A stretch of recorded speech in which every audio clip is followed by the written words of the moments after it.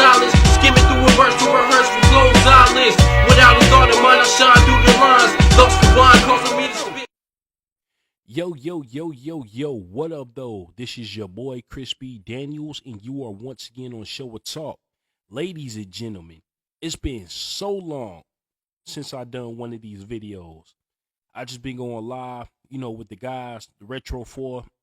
Shout outs to them, Will, John Zona, and Saute J. And I've also been doing videos with my other guys, the Global Minds Podcast. Shout out to Vic and shout out to Rob. You know what I'm saying? But I just wanted to jump in here and do a movie review for you guys because, like I said, it's been a while. And I want to talk about a movie that I've actually talked about with Saute when I first started doing this a couple years ago. And that movie is Mortal Kombat. Not Mortal Kombat Annihilation, because that movie was trash. That movie was annihilated. You know what I'm saying? And then they had the nerve to say they was going to release another one back then called Mortal Kombat Devastation. If this one, if Annihilation did well, which this one should have been called Devastation, because when this movie came out, people were devastated. All right? And the new Mortal Kombat movie that came out in 2021, I really don't have too much to say about that one because at least it was rated R. It matched the games, you know what I'm saying? But I felt like, I don't know, I just felt like something was missing. You know what I'm saying? I just felt like something was missing. All the, star characters were killed off. And I guess they about to make another one now. So we're going to see what happens with that one. You know what I'm saying? But this one right here, Mortal Kombat, I got to say, I actually seen this movie back in 1995 when it came out in theaters. And I remember my behavior in the theaters when Shang Tsung was fighting Liu Kang. And Liu Kang hit him with that fireball, even though it was just like a little spark. Excuse me. It was a little spark. It then knocked Shang Tsung into the pit, killing him. You know what I'm saying? I thought that was pretty dope back then. But I got to say, though, this movie, like I said, sadly, was the closest thing to the video game back then, because before this movie came out, you had the Super Mario Brothers movie, which was doo-doo. You had the Double Dragon movie, which is a guilty pleasure of mine. I actually like that movie. That's definitely a guilty pleasure.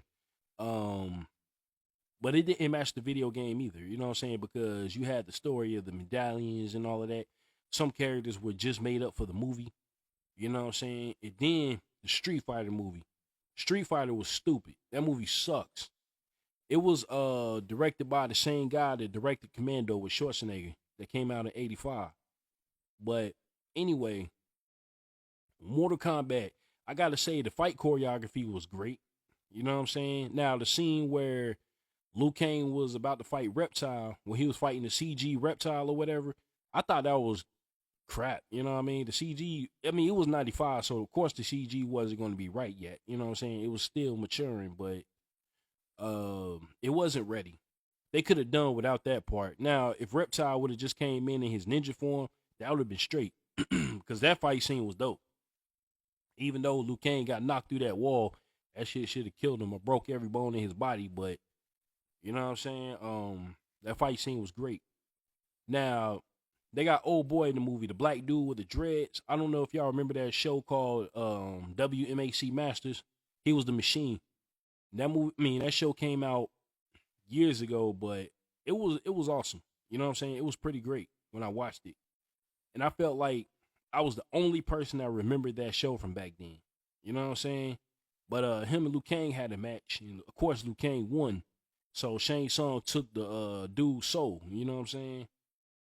And there was another character in the movie named Art Lean, which is not in any of the video games, any of the comics, or nothing like that.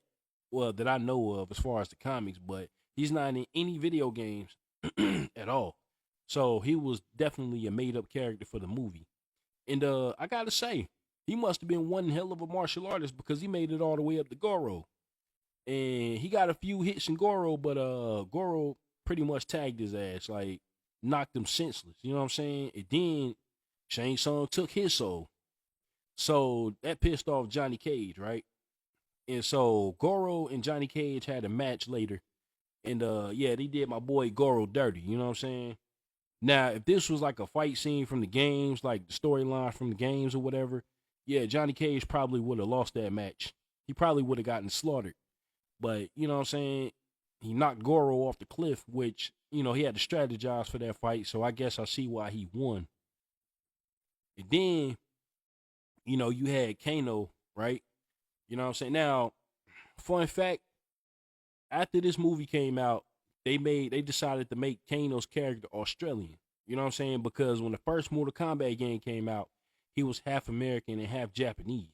You know what I'm saying? But Trevor Goddard, I believe that's his name, that did Kano, that played Kano. You know what I'm saying? He passed away. Rest in peace to him. But yeah, I believe he was the reason why they changed his character to Australian. Which it worked. It matched. It matches Kano's personality. Not that I'm saying Australians are evil, because, you know what I'm saying, I've never been to Australia. I don't know any Australians. You know what I'm saying? They're good people, I'm sure, just like everybody else, but it's just Kano's personality. You know what I'm saying? It matched somehow. But the fight scene with Sub-Zero, where he was fighting the dude, like when they was bringing out all this food, y'all remember the scene where they was bringing out all this food to the combatants, right? You know what I'm saying? The combatants. And they pretty much knocked over the tables right away the second after they brought out the food to make room for Sub-Zero and some dude. You know what I mean? So the dude was demonstrating his moves, which was pretty cool, you know what I mean? You could tell that dude was a little martial artist. And then he tried to do a flying kick at Sub-Zero. Sub-Zero threw an ice ball at him, freezing him, and then dude shattered into a wall, died instantly. I thought that was pretty dope. When I was young, I thought that was cool. I ain't even gonna lie. Because Sub-Zero and Scorpion in this movie, they were pretty much under Shang Tsung's control. You know what I'm saying? They were still rivals, but they was under Shang Tsung's control, which in this movie, that's supposed to be Bihan, I believe. The second movie is Kuai Liang, clearly, because he had the scar over his eye. But, yeah, it was, and then the fight scene, sorry, y'all. Then the fight scene that stood out to most people when they talk about this film is Johnny Cage and Scorpion. But the one thing that kind of confused me, though, when they were fighting is when Johnny Cage did the shadow kick, I guess. Either he did the shadow kick or Scorpion transported them to the nether realm or hell. And then when they were fighting, Scorpion almost killed him until Johnny Cage grabbed that spiked shield and dodged the attack, you know what I'm saying, or blocked the attack. The Scorpion tried to perform his fatality on him. You know, he pulled off his mask and then shot him with the fire, but, you know, Johnny Cage narrowly missed it with the shield. And then Johnny Cage, that's how he defeated Scorpion. He sliced off part of his skull and then sliced him in the chest, you know, pretty much killing him. And then Johnny Cage escaped, which I don't know how he escaped, number one. And number two, he was walking around with a autographed picture of himself where he dropped it off. That's his friendship for Mortal Kombat 2, which I thought that was kind of weird. You know what I'm saying? Even though, you know, they tried to fit as much as they could from the games, but I don't know. It just didn't fit in that setting right there. So another thing about this movie is kind of a copy of Into the Dragon, right? You know, you got Roper, which is Johnny Cage's character. You got Williams, which I guess is supposed to be, you know, Sonya Blade. And then you got Lee, which is Liu Kang. You know what I'm saying? So they're all traveling to an island, which was Han's island in Into the Dragon and Shang Tsung's island in Mortal Kombat. And so Liu Kang is there to avenge his brother, right? And Lee, he was there to avenge his sister because both of them got killed in the beginning. Well, Lee, his sister took her own life, you know what I'm saying? Because I guess she was about to get violated and then killed. But yeah, she took her own self out. And yeah, there's a lot of stuff in this movie. Like there was one scene in the beginning where Johnny Cage thought that Liu Kang was the help, and he wanted Liu Kang to take some of his suitcases and put him on the ship, put him on the boat.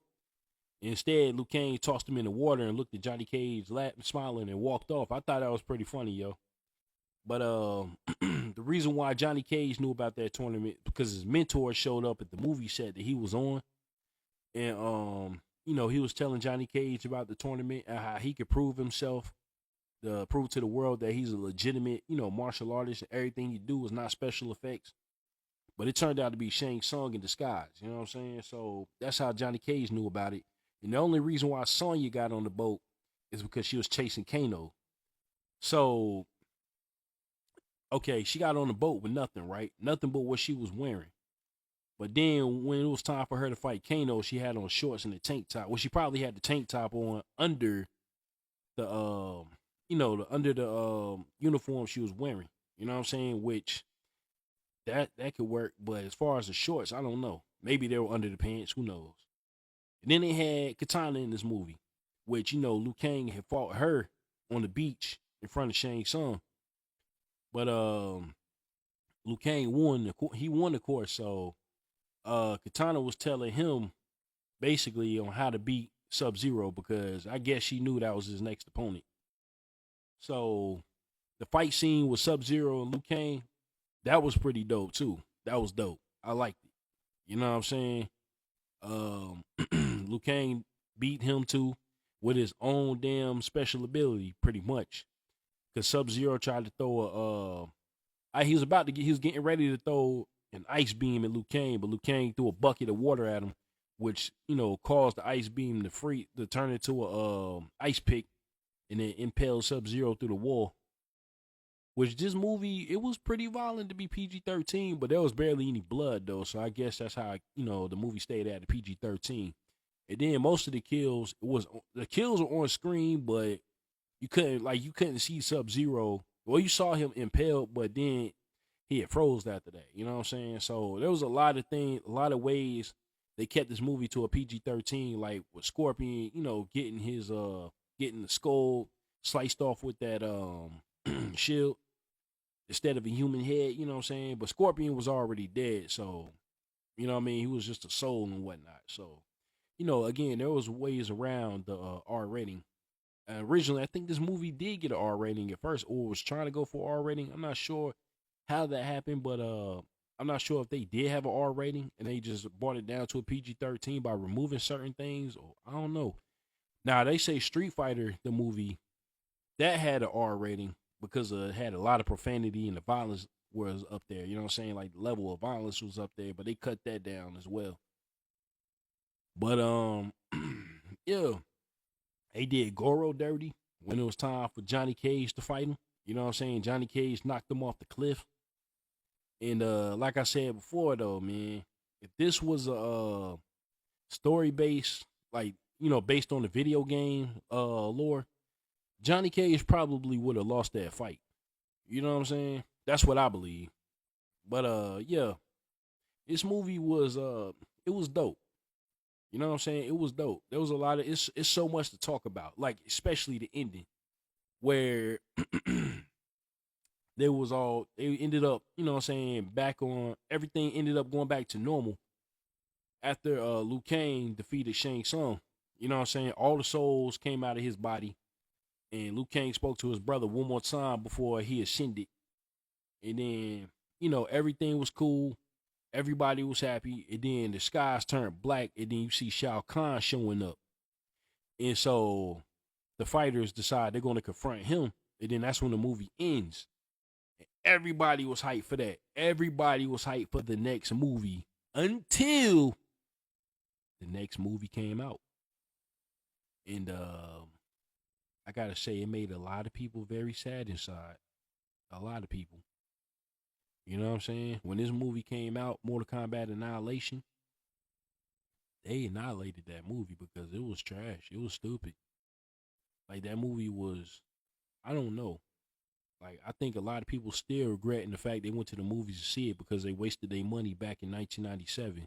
They could have used that money for something else. You know what I'm saying? But yeah, that movie was dumb.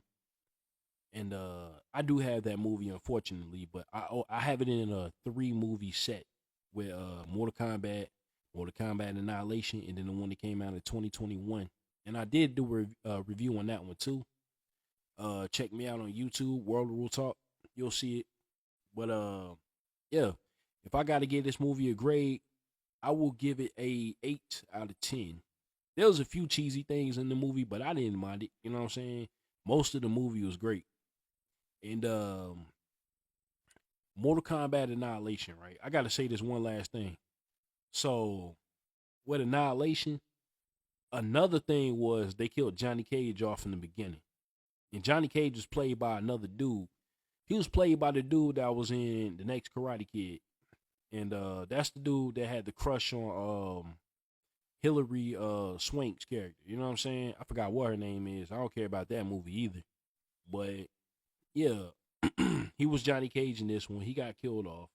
You know, Bridget Wilson, she was replaced by another chick playing Sonya. You know what I'm saying? And then Raiden, he was replaced by James Remar, which I didn't mind that. I didn't mind that casting. I ain't even gonna lie to you. I thought he played Raiden pretty well myself. You know what I'm saying? But yeah, the only two people that reprised their roles was old boy that played Liu Kang and old girl that played Katana. You know what I'm saying? Dang, what is her name, man? I forgot the chick that played Katana. Yeah, I forgot what I said. Katana. I forgot what her name is. You know what I'm saying? And oh boy, hold on. Let me look at something real quick, y'all. Let me look at something. You know what I'm saying? Talisa Soto, that's her name. She was a very beautiful woman too. I gotta say that. You know what I mean? And then you had Lyndon Ashby that was replaced though. You know what I'm saying? Johnny Cage and Robbie Shue. You know what I'm saying? He reprised his role. So yeah, I think Robbie Shue did pretty well playing Liu Kang. You know what I'm saying? Which I would have thought. I think Philip Ree was one of the people that was to be cast as playing Liu Kang, but they went with Robin Shue. And Philip Ree, if y'all seen the movie Best of the Best, the Asian dude, you know what I'm saying? I think he would have done a good job playing Liu Kang as well. You know what I'm saying? But yeah, that's Mortal Kombat, man. If y'all haven't seen it, which I don't know why you haven't seen it by now, check it out. I think you will really love the movie. You know what I'm saying? But yeah, like I said, I give this movie an 8 out of 10. And if you're watching this on YouTube, give me a like, comment, and subscribe. I will greatly appreciate it. And if you're watching this on Facebook, hit me up in the comment section. Let me know what y'all think about this movie, and we can have a discussion. All right? I'm gone, y'all. Peace. The feeling is mutual. Come in, take a seat, share your thoughts with each, and preach it when you speak, so we can share kinetic energy throughout the brainwave. Keep us balanced out and all on the same stage.